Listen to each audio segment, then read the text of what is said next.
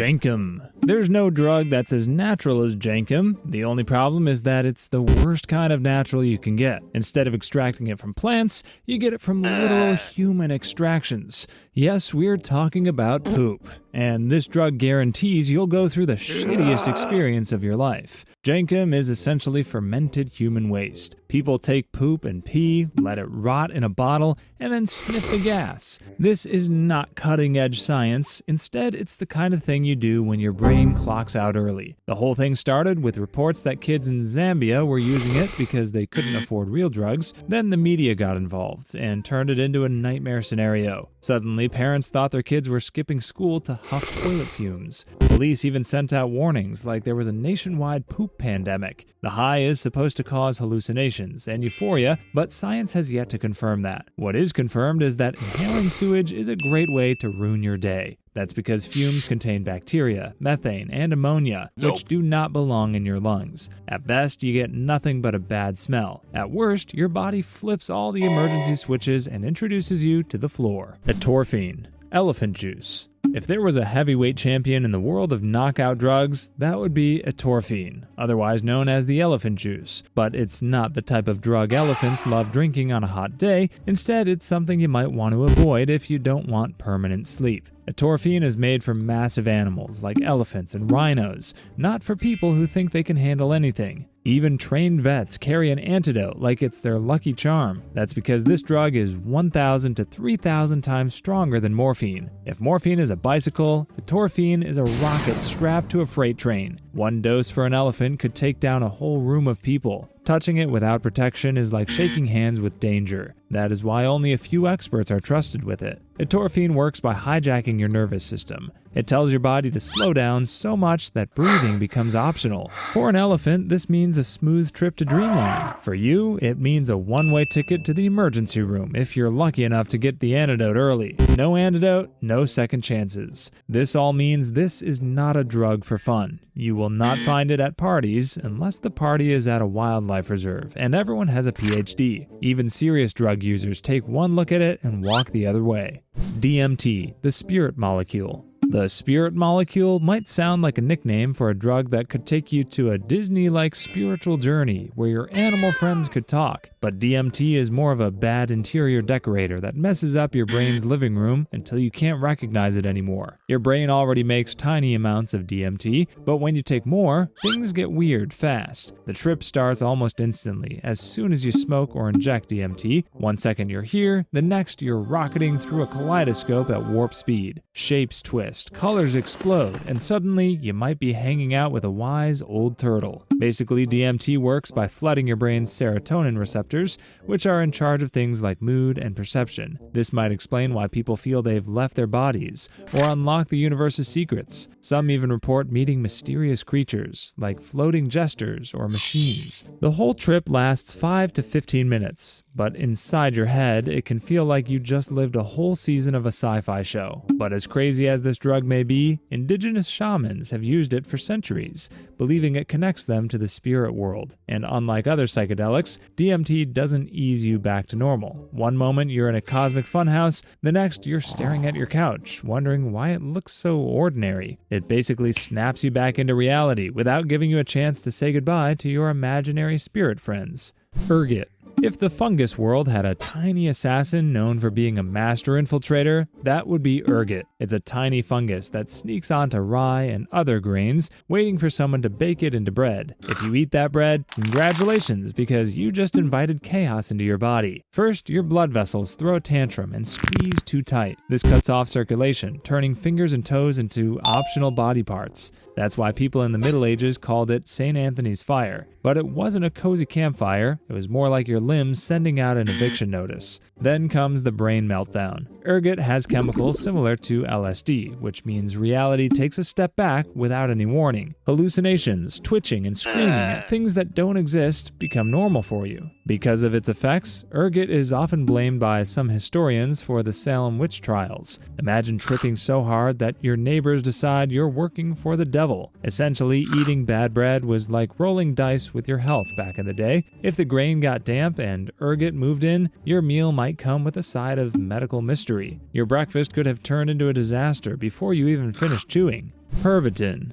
It's World War II, and you're an ally soldier waiting for the Nazis on the battlefield. But instead of going toe-to-toe with ordinary soldiers, you come face-to-face with dudes who don't seem to know what timeout means. While you're all tired, battered, and bruised, the Nazis go on like zombies that don't know how to quit until you blow their brains out. That's Pervitin's effects. This drug is a turbocharged energy drink from hell. The Nazis used it in World War II to keep soldiers awake and aggressive. It worked a little too well because soldiers felt unstoppable. The problem was that it forced them to crash so hard they could barely function. Some went from fearless warriors to paranoid wrecks who thought their own shadows were plotting against them. Pervitin works by pushing your brain into overdrive. Your heart races, your eyes go wide, and suddenly you have the energy of a toddler on a sugar high. But your brain was not built for this nonsense. It floods with dopamine, making you feel like a champion. Then it runs out and you feel like a deflated balloon. The more you use, the worse it gets. Eventually, even fun things stop feeling fun, and your brain acts like a broken vending machine that just eats dopamine without giving anything back. After the war, Pervitin refused to retire. It showed up in German pharmacies as a miracle energy pill. Housewives took it to scrub floors like their lives depended on it. Meanwhile, Japan had its own Pervitin crisis, and the US military used it in Korea and Vietnam. It turns out war and drugs go together like bad decisions and regret. Today it comes in the form of meth,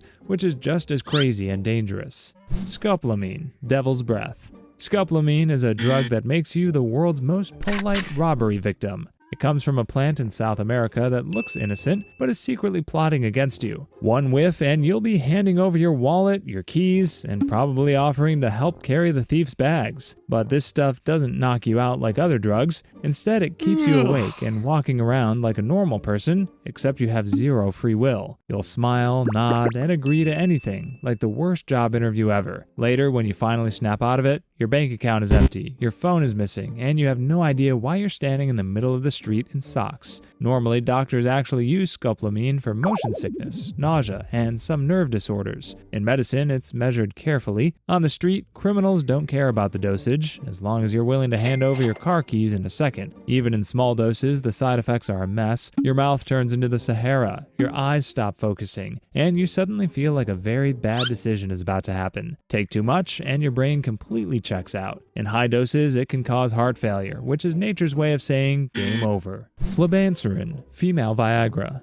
Imagine being a woman who's so dry down there that you need artificial help to keep your lady parts wet and primed for some bedroom action. That's where flibanserin comes in as the trusty bridesmaid helping women out when they're looking to set the mood. But it's not the kind of drug that works as a band-aid solution for your lack of sex drive. Often called the female Viagra, flibanserin works by messing with brain chemicals like serotonin and dopamine, hoping to make women feel more in the mood. It started as an antidepressant, but instead of fixing sadness, it got repurposed to fix bedroom boredom. The twist is that the FDA rejected it twice because it barely worked and had side effects that could knock you over. But after enough lobbying, it was approved in 2015. Imagine failing a test twice, then convincing the teacher to pass you anyway. That's what happened here. However, it's only approved for premenopausal women with something called hypoactive sexual desire disorder. Some experts say this disorder was invented to sell a pill. Others say low sex drive is just part of life sometimes. Either way, flibanserin jumped into the drug world thinking it could be Viagra's trusty mate, but failed miserably. The problem with this drug is that you have to take it every day, unlike Viagra, which you only need to take if you're looking for a fun time. But the results are underwhelming. Reports say that this drug has only added one good night per month for most women. That's not exactly groundbreaking for women having a hard time getting their heart on. Meanwhile, the side effects tend to overshadow the benefits. You're going to feel dizzy and nauseous. And if you drink it with alcohol, thinking it would help boost the romantic setting, you're going to pass out before you realize you never got any action. That's why it never became a blockbuster, because doctors know it's more hype than help.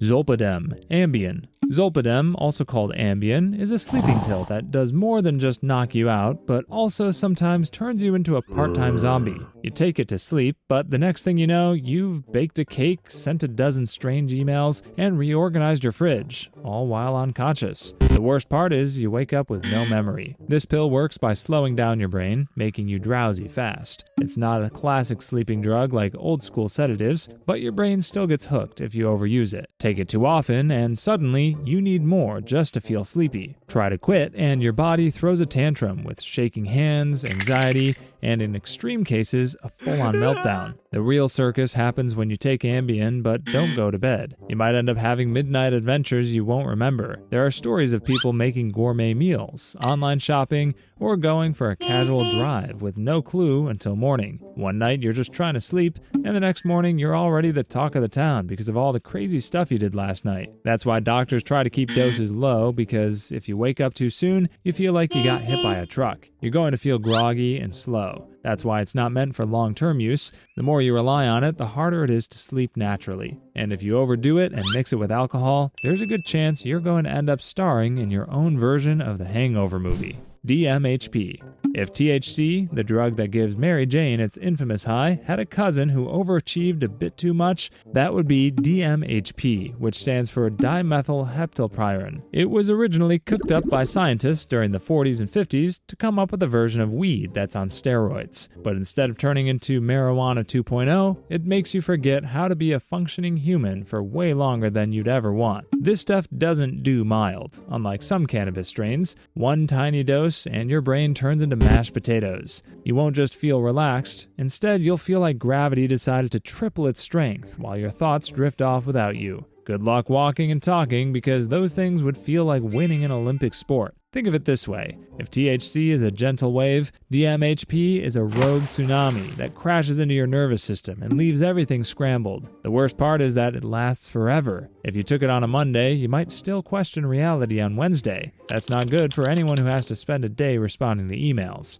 Interestingly, scientists didn't think this was necessarily a bad thing, but instead of giving it to people who want to spend an entire weekend melted on their couch, they thought it would be a good way of incapacitating enemy soldiers without wasting bullets. Imagine an entire battlefield of confused people trying to remember how knees work. Melanotan 2, the Barbie drug. Melanotan 2 is proof that people will take any drug as long as they come out looking like the Kardashians. Known as the Barbie drug, this stuff was meant to help prevent skin cancer, but people quickly realized it could give them a tan without stepping outside. So instead of lounging on the beach, they started poking themselves with needles, hoping to wake up looking sun-kissed instead of sunburned. You inject this stuff under your skin, and your body cranks up the melanin. The result is a darker skin tone that sticks around longer than 24-hour tans on a Miami beach. Some people also say it makes them less hungry, so it's like getting a bonus diet plan. Think of it as a 2-for-1 special where you get a long-lasting tan and a summer-ready bikini body. But there's a reason why it's not the perfect beauty drug. Your body might react by making you feel sick, throwing surprise headaches at you, or handing out random awkward erections at the worst time possible. It's not even always that effective because your skin might darken unevenly. So instead of looking sun-kissed,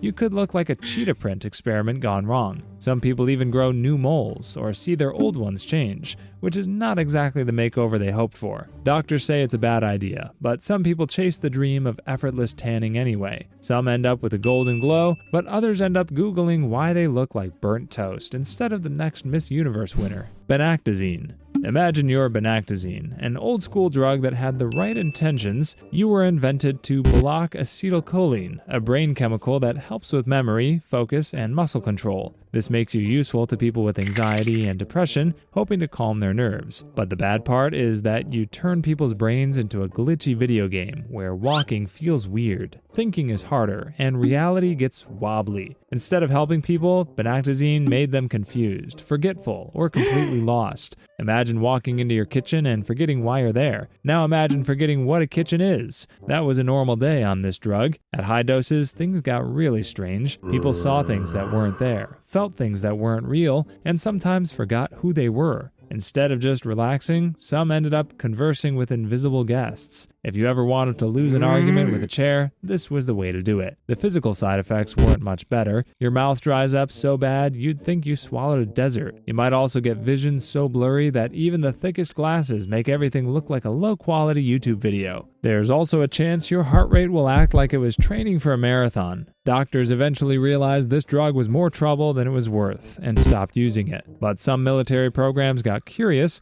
wondering if it could be used to disorient enemies. But making soldiers too confused to function isn't the best battle strategy. Nobody wins a war when half the army is arguing with the floor.